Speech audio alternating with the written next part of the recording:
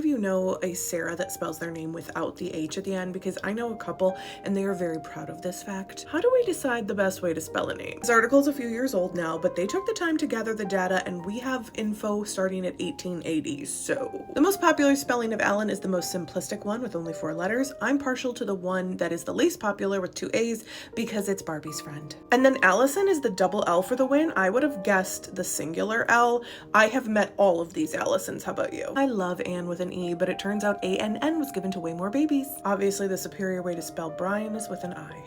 The common theme here for the Britneys is that it should end in a Y. Would you agree? Had to move myself so we could see. Carl with a C is dominating over Carl with a K. I'm learning something new because I've never seen Dwayne spelled with a DE, but there are lots of great ways to spell Dwayne. Look at these numbers for Elizabeth. Spelled with a Z, 1.6 million. Spelled with an S, 45K. And Erica's with a C, looks like you win. So I have a cousin named Caitlin and she spells it the least popular way, but in my head, that's the correct way. Who else has a friend named Lindsay that they have to look up every time if it's E or A? And I do look it up because I think it's important to spell people's names correctly.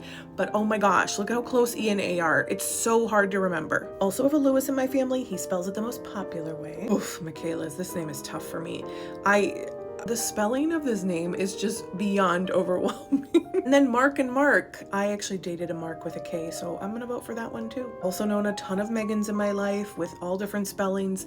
This is a tricky one, but I'm happy to see this most simple version, Megan, is the winner. I have to say with Philip, I'm a fan of the 1L because it feels like too much going on with 2 L's, but they're both pretty popular. Okay, based on this outdated data, Sarah's with an H were given to 1.1 million babies and Sarah's without an H were given to 422,000. Moving on to the name Sean, love seeing it being given to girls as well. This breakdown makes sense to me because there's a lot of anglicized versions of the name. Finally, the masculine version of my name, Stephen, but I feel like some people would pronounce the PH version as Stefan, so this one's tricky.